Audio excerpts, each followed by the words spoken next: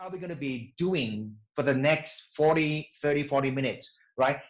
Disruption is such a huge topic. I mean, obviously, we are trying to kid ourselves if we want to cover everything. So what I want to do is that I just want to focus on three areas that would be of interest to you. The first area is that what is disruption? Why should we be concerned about disruption, right? And what causes it, right? We need to have an understanding. Next, then, if this is the disruption, why should we be interested? Why would it bother me, right? We'll look into that. How disruption has changed the way we solve problems. By the way, ladies and gentlemen, all of us, we all are problem solvers. Each of us, we have goals we want to achieve, and we have to find out how to get to that. That's a problem. We're just trying to get what we want, what makes us happy. And then finally, if we have this disruption, we are not going to get away with it. And then since disruption has changed the way we make decisions, the way we find answers in life, so then what would we need? What should we equip ourselves? What sort of skills and tools should one have in order for us to make good decisions and to be a good problem solver? So let's start off by looking at the word disruption. Do you know that the world talks about disruption? Many people talk about it, but the true pioneer of the word disruption came from Professor Clayton Christensen. Unfortunately, he just passed away recently, but he wrote a book called The Innovator's Dilemma. And his definition of disruption is a new product or a service or a company that comes up and enters into a market where there are big players, but this new player is so small that the big players completely ignore them until they took over. So can you see over here? I hope you can, the key thing here is actually when they first start entering into the market, they are just nobody, right? They don't seem to have any impact. Can you see the graph that they do here? This is a graph of Netflix, how Netflix completely wiped out Blockbuster, right? So when Netflix came on the scene, Blockbuster say, hey, no big deal and so on, right? But then you see later on, over the years as they build a market, and then this is where disruption happens. Because when they take the traction in the market, then it becomes too late. So today, what are the other disruptions we're seeing? You look at, for example, blockchain. A lot of us will be thinking, oh, this is something new, this is something crazy. I'm not talking about Bitcoin. There's an area for argument over there, but we're talking about the blockchain technology. Again, nobody takes this seriously, but before you know it, it's going to disrupt a lot of our lives and so on. So a lot of the, say, for example, drones, right? Drones and also cloud computing. Remember how Microsoft, and even Microsoft, they were the giant, the leaders in the computing industry, right? And one license, one computer, they make tons of money. But the good news is, even for Microsoft now, they realize that either they disrupt themselves or they get disrupted. So disruption is basically this. Not everything is a disruption. For the sake of argument, if you go and Google this, do you know that people say that Uber is not a disruption? Because they didn't enter the market unknowingly, did not create a new market segment. They just basically went into the taxi industry and just make it more efficient. So technically speaking, according to this professor, Uber is not disruption. So now my question to you is, what causes disruption? Why do disruption occur? And I like to take a quote from this futurist, Ray Kurzweil. Ray Kurzweil is a guy who believes that in this lifetime, we will see singularity. Singularity means where a computer behaves in a way that when a human interacts with it, the human cannot differentiate and say that this is a machine. And he says that this is going to be happening with Industry 4.0. So his quote here, he's basically telling us, companies and us, why we get disrupted. He says, our blind spot. That's because we are blinded. Our blind spot comes from the fact that we have lived in a linear world, but today's changes are exponential. So let me just show you what he means by this. You look at the evolution of computing power, right? You may not be able to see the details. By the way, I will be giving you a link for you to go and download this handout. So anyway, in the 1950s, when IBM first came up with the mainframes, you notice the graph over here. This amazing innovation is able to build value and market segments and so on. But can you see that the good thing about this IBM is that once they build up the market, it keeps that market value for a long period of time. But then as we move more and more over the years, right? In just a period of about 20, 30 years, can you see now over here, web, and now we talk about AI and so on. Now, the traction is so steep. That means the moment a new product comes, it just immediately captures the big market segment, and then it gets superseded by another new innovation and so on. So that is what Ray Kurzweil is saying, that we are living in a world where technology is just moving in terms of that capacity, and market traction is moving exponentially. The problem is human beings, we cannot think of exponentially. This is our problem. Now, not only this, on top of the rising capacity and the capability of technologies, you are also seeing that the cost of this technology is going down astronomically on the opposite direction. For example, you look at the sensors, the LiDAR. You know, LiDAR is used in Waymo, Google's self-driving car, Uber, and I just read this morning that even Amazon is going into this area. Amazon just bought a startup for $1.5 billion, Zoox, you know, self-drive startup which hasn't even got a product yet, and they are buying, you know, they're worth 1.3 billion. Can you imagine? It used to be 30,000 per sensor, per laser. This is a laser that shoots out so that the car can immediately get the sense of what is out there and so on, and processes right in 1 millisecond and so on. So now it costs $80. So it is actually the meeting points of the growth in capacity of technology compared with the spiraling downward cost or lowering of cost that is causing this kind of disruption. So here's what Ray Kurzweil says. Can you see over here? Technology is rising, right? Exponentially. Unfortunately, as we see in Netflix just now, when they first come into the market, it seems to be very linear. So this is our mistake. Human beings, when we see this green chart, we believe it to be linear. That is our perception. That is why we get blindsided. That is why, you know, Ray Kurzweil says we have that blind spot. So by the time we realize, by the time this technology takes over, it is too late. That is why if you look at Facebook, when Facebook captured the market, even Google with tons of money, they started their Google Plus and so on, it will never be able to capture them. You see over and over again, that is the downside of that digital technology. So this is where people get disrupted. Just to highlight, just to show you the power of exponential, right? Because we can't think like that. And hence you and I in this world of disruption, we should continually check with each other. We should continually say, hey, guy, we better, you know, rethink our situation. Now, if I show you, if a person takes 30 linear steps, at the end of the 30 steps, he would have covered 30 meters. If the same person takes 30 exponential steps, first step is 1, second step is 2, third step is 4, you do it 30 times, take a note, how many meters would he have covered after the 30 exponential step? He actually covered 25 times around the world. I know, it's unbelievable. You cannot imagine there's something wrong. Go and work it out. That is why we all get disrupted. That's why companies get disrupted. Because when the first stage of this new technology comes in, a new service and product, we don't even pay any attention to it. But now we got to wake up, because disruption is happening everywhere. I show you a chart here from Deloitte. And by the way, just to highlight, this is just the disruption map caused by digital. There are so many other powers of disruption. For example, you know, business model is another tool, right? So a lot of times now, the way people do business is so different. For example, Google doesn't sell, you know, their search, their services. They give it free. So their business model of making money is very different. Same thing with Facebook and so forth. So this is just a global disruption because of digital, right, transformation. And can you see, every industry is affected.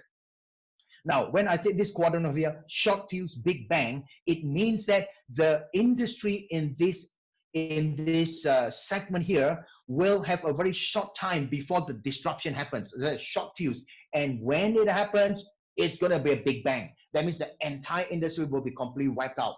Look at the book industry. Look at the music industry. Look at the music industry. Remember when Napster came about? This guy, Sean Parker, I believe, he came up with a protocol to be able to transfer, music files, digital files, peer-to-peer sharing. In fact, Sean Parker went to the music producers and offered them this new tool, this powerful disruptive tool, to tell them and say, hey guys, you don't have to sell your music through these albums and vinyl records and so on. You can now deliver it online. But you see, remember, the music producers look at this and say, what is this nonsense, right? It is nothing. It is something that you can just ignore. And as a result, they got disrupted. Same thing with digital camera. If you go and read the story, how Kodak was actually offered the digital camera at first. So these are the industry which are already being affected: retail, ICT, banking, insurance, and so on, right? Now, at the very safest end, where it's going to be quite a while before they get disrupted, and even if disrupted, the impact is not so much. The only safe industry is mining, oil, gas, chemicals, right? So ladies and gentlemen, if we are interested to find a very safe industry, that's where you go. But even they will not be saved. Of course, we have over here long fuse and big bang. It's going to take a bit longer, but nonetheless, the impact is going to be massive, right? Manufacturing, healthcare, transportation, or even the governments, governments of the world. So what is my point? My point is that all of us will be affected by disruption, even our personal lives. So now the question is, if we now understand that disruption is not going to disappear, it's not going to, you can't pray and hope that, this thing is going to stop, right? It's going to be there. It's going to even, be much more exponential in terms of changes. So now the question is, what should I do, right? How do I live my life if this is going to be around me? Now, when disruption happens, it changes the way we solve problems. Because in the good old days, when things are stable, all of us, whether you're an individual, your company, your family, all of us, we have a certain desire and goal in life. I want to be healthy. I want to be happy. I want to be the market leader in this. I want to increase my sales. All of us, we all have that desire. Now, in the good old days, without disruption and VUCA, it is so easy to make decisions. Oh, you want to be successful? Go for a degree. Okay. You go to a good school, get a degree, come out for sure one. The job is guaranteed already. You want to be happy, well, marry this one. So easy. But today, when we have to find what sort of job I should be looking for, what sort of job will make me successful, now it's not so easy. There's so many factors to consider. Where should I look? What sort of industry? Because remember, disruption. If I choose to be an engineer after I invest 5 years of my college the studying time, and then I come and work for company 3 years later, the company gets disrupted. So that is why I need for us to consider a little bit in the disruptive world, what kind of problem exists. And I want to introduce to you a framework, because when we talk about disruptive world, the way of solving problem is not so straightforward. This is a framework that I pick up from Richard Snowden, not David Snowden. David Snowden is in Russia, right? And this framework here, he's Welsh, So today you will learn how to speak Welsh. The word here is called Sinafin, right? You can see Sinafin. Actually, it's not Sinafin, it's called Cwnarfon. Cwnarfon talks about the Welsh word for home. So what he's saying is that all of us, we have a place of where we find home, and that's where our experiences are. So basically what he's saying is that in the world of disruption today, the kinds of problems that we face today are so variety that if you choose a wrong answer to respond to a type of problem, you are going to have disaster. So let me tell you, how do we use this framework? Basically, what Snowden say is that we live in a world where there are some problems which are structured. So we have on this here, structured or ordered. And these problems here, like for example, right? where do I buy a pencil, or where do I get an accountant and so on, right? How do I add 1 + 1 and so forth? So these are still the structured world. And so in the structured world, there are two domains. One is called a simple domain. I'll explain to you what's the difference. The other structured problem is under the complicated domain. Now, on the other side, you have this now, the unstructured world. And that's where disruption is causing this. So over here, you have two domains. The first one is called a complex domain. The second one is chaos. Now, let me just explain a little bit. What is a problem that is a simple domain? Now, if you have a problem that's simple, you look at the problem, you immediately know this is the cause, that is the result, right? So it's a cause and effect. So it's always like that. When you have a problem, something happens, hey, what's going to be impact? What should I do? So how do I solve a problem? First of all, I need to sense there's a problem. Oh, suddenly there's a loud noise over there, or suddenly my sales are down, or my boss is angry at me, customer complaint. So that means that's a trigger that something is wrong. So we sense, right? So in this case, the simple domain problem is it is known. And how does one solve a simple problem? You first of all sense, you acknowledge there's a problem. And then you say, oh, this problem is, I know. This is a quality problem, right? So you immediately categorize it and then you take action. Then you're a good problem solver. Imagine some of us, when the problem happens, we don't even know there's a problem. We don't have no senses, right? So don't even talk about that. I'm assuming that you are totally aware, you keep in touch what's happening, right? You're in close contact with the customer, and then there's a trigger, customer complaint. So you sense there's a problem. So how do you solve this problem? Hey, bro, I know this problem now. This has happened many times already, right? So then I categorize it. Oh, this is an issue of the wrong usage of the tool, right? So what should we do? Okay, we better talk to the customer. So that's how we solve problem, right? And in this current world, you talk about your career, your business and so on. Businesses, you still need to know how to solve simple problems. Let me give you another illustration. If you're driving, and as you're driving, everything is going fine, and suddenly, boom, you hear a noise, and the car rattle a little bit, and sort of a veer sideways. So what's happening? You sense there's some feedback from the environment. Something is wrong, dude. So you stop the car, you get out, you look at the tire and say, "Ayo, puncture lah." Or what do? Change tire lah. Please don't go and brainstorm, Oh, let's brainstorm. What should we do with this tire, right? Shall we go and get a consultant on? Useless. Why? Because it's a simple problem. And there are many problems like that. Next is complicated problem.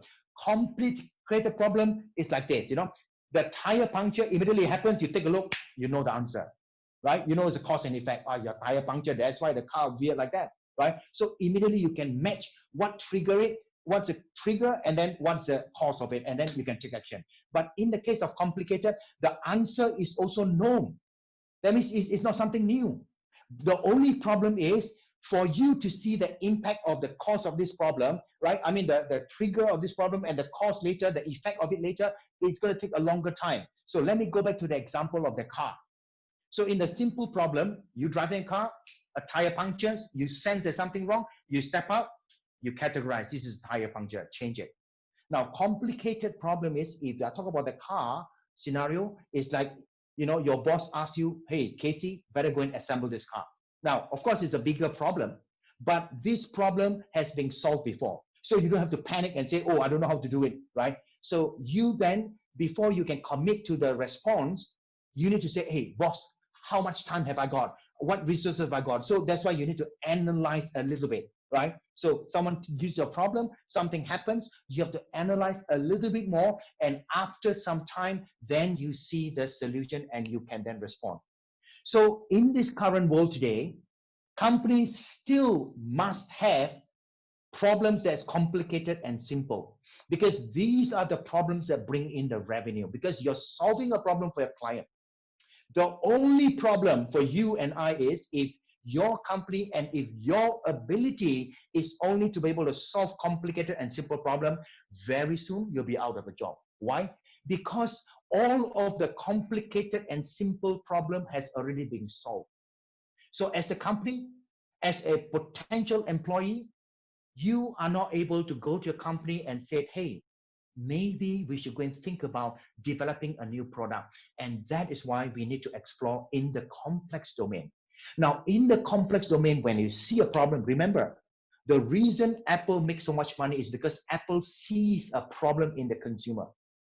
Consumer don't like all this very ugly phone. Consumer don't like very hard for me to go and do a different platforms and so on. So they simplify it. They solve the problem for you, right? So every company is here because they are able to solve a problem. And hence I said the quality of your success in life as a company, as an individual, is your ability to solve problems. Problems are not bad. So sometimes problems happen to you and then you have to find a solution. And even you're better, you think ahead what could be the future problem and you solve the problem before people find out. You're even more fantastic. So over here is when the problem happens, we will never understand what is the cause and effect until it's over, and then we spend some time to analyze, to reflect, to explore, and only then, that's why it says that this is retrospectively knowable. Remember what happened? Of course, today everybody knows what's fake news, what causes it. But when fake news was first mentioned and the target was Facebook, people say, Facebook, you're just creating fake news. That's why I got Trump elected and so on. And remember, Facebook CEO, if you can Google this, his first reaction was, no, it cannot be, impossible. So what happened? That was the first time ever in the history of media, social platform and so on. Who on earth wants to make fake news? I mean, it's beyond us. What fake news? Who will be interested in fake news? Nobody even think about it. So this was the first time ever such a phenomenon occurred. And our natural reaction is that we always respond with what we already know, simple and complicated response. Simple, no lah, impossible. Who want fake news? But Mark Zuckerberg actually, to his credit, he actually went back and after a few days, he said, oh, this is something we have to explore.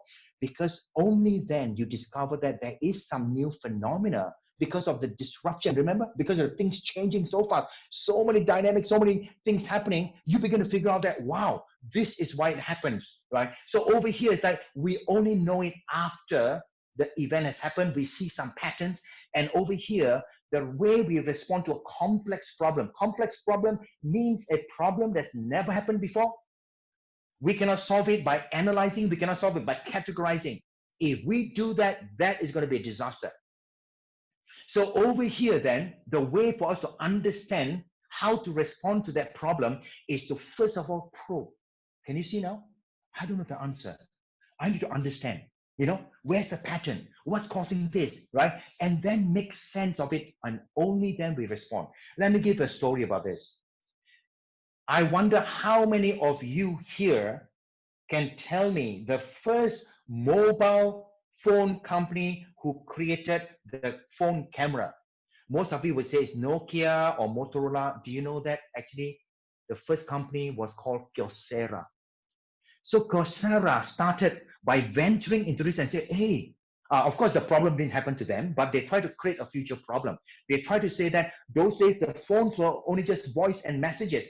So they were actually thinking about using the phone for video communication.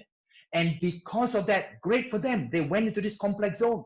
And then they start to do research, and then they miniaturize all the camera parts until they can fit into the phone. That is great innovation. But the problem is, can you see, that's why they thought that the problem they're going to solve is communication. So they created a camera, and lo and behold, obviously it didn't work because the bandwidth then was practically non-existent, right? Just only GSM. So there's no way I can have a sort of a happy interaction with you on video, all these kind of, what call it, pixelated and so on. So they just give up. This is their mistake. You see, in the complex domain, that is where for you to find value, you need to stay in there. Don't be afraid of mistake. Learn from mistake, probe from it, develop it, and see. And then you can then find something new. And then you can bring it over to a complicated and simple domain. That is where you make money. Because over here now, you have now created a product. You can make it efficient. You have operational efficiency, and you can create value for your customers. But over here, this is exploration. So the sad thing is they invested so much and they gave up because they said, oh, impossible to have video communication. And lo and behold, Nokia noticed this. And Nokia built on the exploration, the probing of Kyocera. And Nokia said, oh my goodness, I didn't know that people can miniaturize a camera so small and fit on a phone. And they took it and they built it not for communication, but for photography. You can see over and over again. This is the zone where companies are going to discover new product. If you like to watch all these interviews of this startup founder, you should go and Google what Jeff Bezos says about their company. They say, we believe in experimenting over here. And they make a lot of mistakes. One of the most famous mistakes was the Fire phone, right? They lost about 150 million. What they did was they were trying to find a problem to solve. Amazon is into buying and selling. So they wanted a phone that is so incredible that the moment you take a picture of a product, oh, I like your camera, I like your shirt, I take a picture of it, the Fire phone apparently can just recognize the product and put it in your cart, so that when you can just go to Amazon and they say buy straight away. They thought it was a great idea, but they failed completely, and they lost 150 million. But you know what Jeff Bezos says? He said, we will continue to experiment. And it is because of the camera failure, they learned from mistakes that their smart echo, their smart speaker became the market leader. So go and think about this now. So if I were to give you an example of the car example, over here, tire puncture. Over here, your boss asks you to assemble a already designed car. Now over here is, let me give an example along the lines of cars. It is your boss saying, Casey, I need to get a team to design a new car. Hey, wait, what do you mean car? We already have a car. No. This car is going to run on air. Oh, wow. This car is going to, right, without gasoline and so on. So you see, it's something I don't know. There can be, more than one answer. There can be no answers. So this is where your mindset completely changes. You see, the problem is in our education system, and parents, please take note. In our education system, we've been always taught to know the answers. That's on your right. Complicated and simple. You don't answer, you're stupid.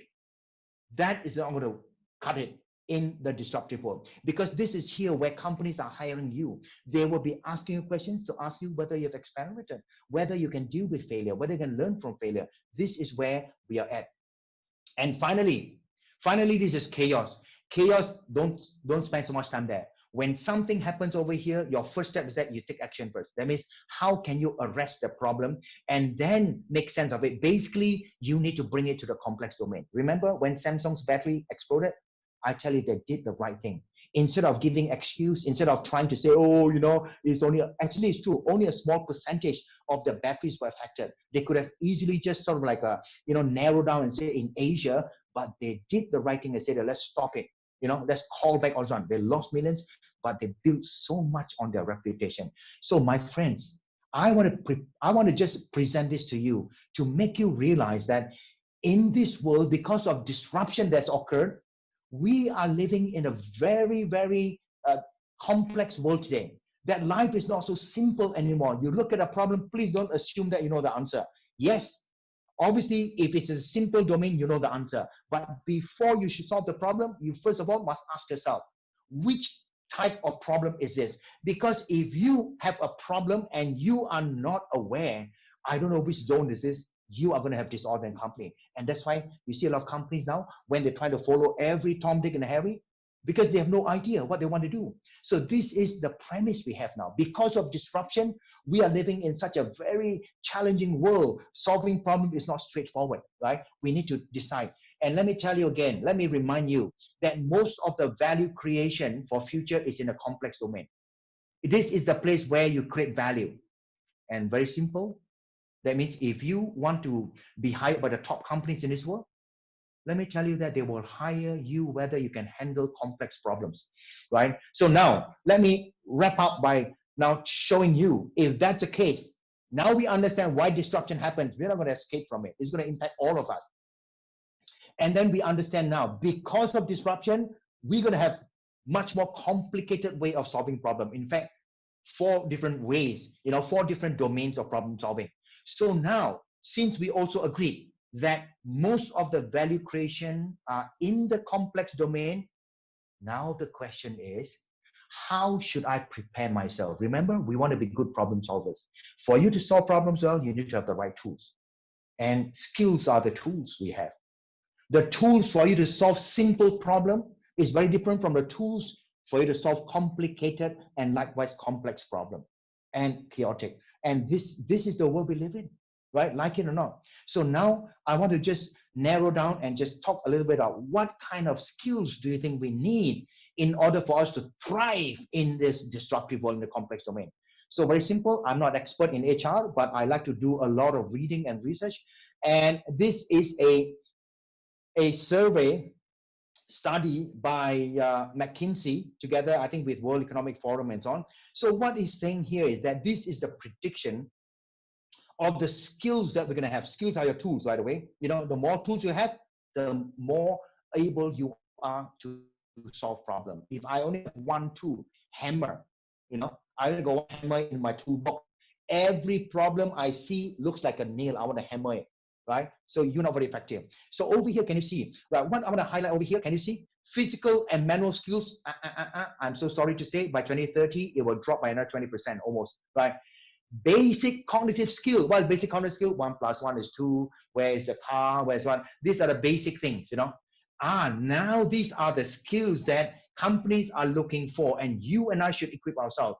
Number one here is higher cognitive skills. That means higher level thinking, critical thinking, systems thinking, creative thinking, design thinking, social and emotional skills.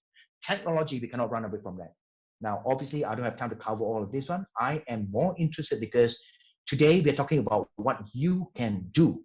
Technology is a bit out of our control. We can go and sign up for a course and so on. So I don't want to talk so much about that. But there's also a lot of insights for you to learn from this. What kind of technology will be relevant for you? Think about it, right? So, but over here, I want to look at this one, higher cognitive and social emotional skills. Now, what I want to draw from here. Now, this is my personal opinion. You don't have to agree with me. So my key insight is that since I don't have so much time, if I were to pick up one specific skill that you can take away and then hope to sort of nurture in your professional life, I hope that will add value. What is that one skill that would be critical for us that companies are looking for? I believe this skill can be discovered or can be uncovered if you were to ask a few powerful questions. The first question is, we all know that TED Talk is a place where all the mega gurus come together and share their ideas and so on, right? You know, technology and experience and so on. So let me ask you, can anyone tell me, or you can, you know, what was the number one talk show, TED Talk on TED that was the most watched? And that should give us a clue. Why are people looking at that? And I tell you, the answer is, do schools kill creativity? 62 million. This is only on TED. There's not included the YouTube views and so on. Another question over here that I come across is that there was a IBM survey done for 1,600 CEOs around the world in 2010. I know somebody will say, hey, we are 2020. You are right. 2010 was a defining year because 2010 was right after we climb out of the huge financial crisis, you know, 2008, 2009. And that's why IBM said, we're gonna just do a study and ask all the top CEOs around the world and ask them what would be the right leadership quality that make us succeed in this world. Obviously, you talk about integrity and so on, but let me tell you, the number one, integrity is number two. Number three is global focus, looking around the world. And number one is creativity. So here's the thing. And also, you know, this professor from UC Berkeley, and he's talking about his research and written a book about the future of geography of jobs, you know, where are jobs going to be, what sort of skills and tools required. And you know what he says? The factor is that is scarce. That means the limited things is not the physical money, physical capital, but actually it's creativity. So there we go. I believe that one, apart from many other skills, one of the important skills is creativity. But the problem is, like the word disruption, we talk a lot about disruption, but we don't really understand what it means. In the same way, creativity, innovation, we talk a lot about it, but we actually, most of us, me included, might not have any clue. So for that, I like us very quickly, right, to just have a quick poll. And the question is, the first question is, which is more important? creativity or innovation, right? The second poll is, now people talk about why your kids know they are so creative and so on. Do you agree? Children are more creative than adults, yes or no? And the third one is, would you have any idea how to be creative? Because if you have, I would like to ask you to take over the talk. All right, can we do that? Okay, okay. It's coming in.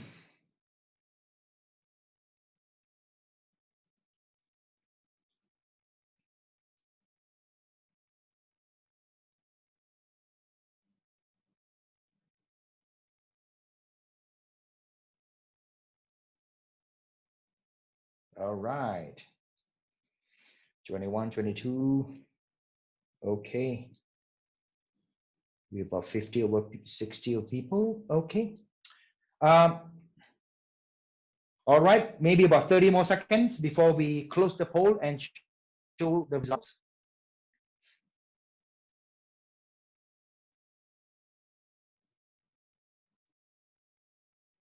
10, 9, 8, 7, 6, 5, 4, 3, 2, 1. Okay, Wayne, we can just close the polls, and would you be so kind to show the results?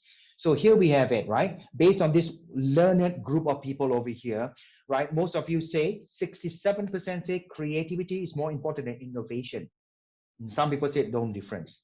So right away, if all of us are working for the same company and the same business, we already have a problem.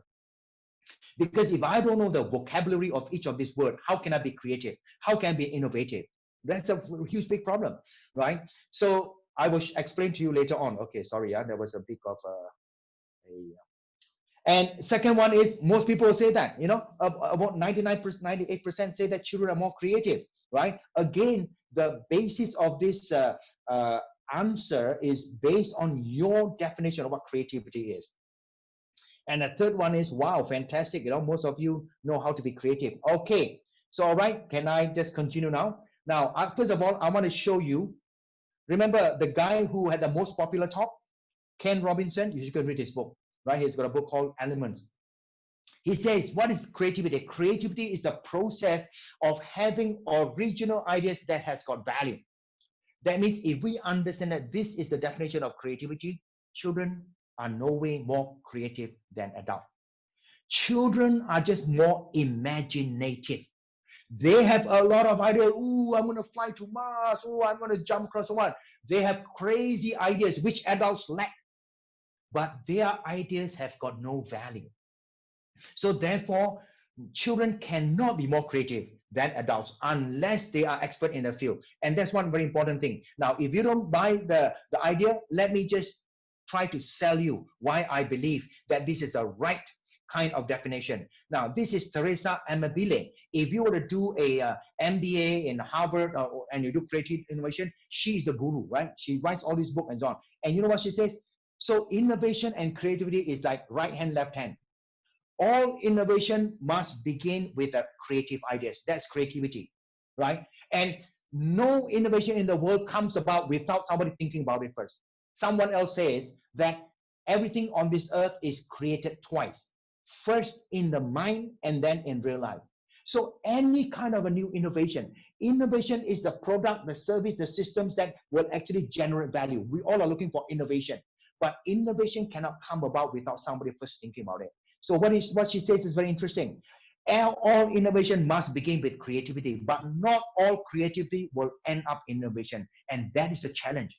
That's why a lot of companies struggle with creativity, because they expect that when they send their team for a creative workshop, they expect them to deliver some change, which puts a lot of pressure on the people. And when there's pressure, no idea come about. That's why kids are no pressure. They are very imaginative. And another professor in Harvard says this. I like this picture. So creativity and innovation is, creativity talks about ideas and concepts. Creativity is thinking new things. And we take the ideas and we develop it, we prototype, we test it until it becomes a reality, whether it's a product, a service, or a system, or a process. So we need both of this. But if you ask me to choose, if I'm forced to choose, I agree with most of you. Without creativity, there's no innovation. There's no way unless we steal the idea. That's not creativity. That's why it's original value, right? So if I steal the idea, I'm not being creative. I just innovate, right? So here's the thing, right? Very quickly, I'm going to wrap up. How then do we develop creativity? A lot of study on this one. One of the things I can tell you that in a company, creativity does not exist alone. So there are huge study. This is a very comprehensive study to link the uh, the the causality between creativity and teamwork, team collaboration.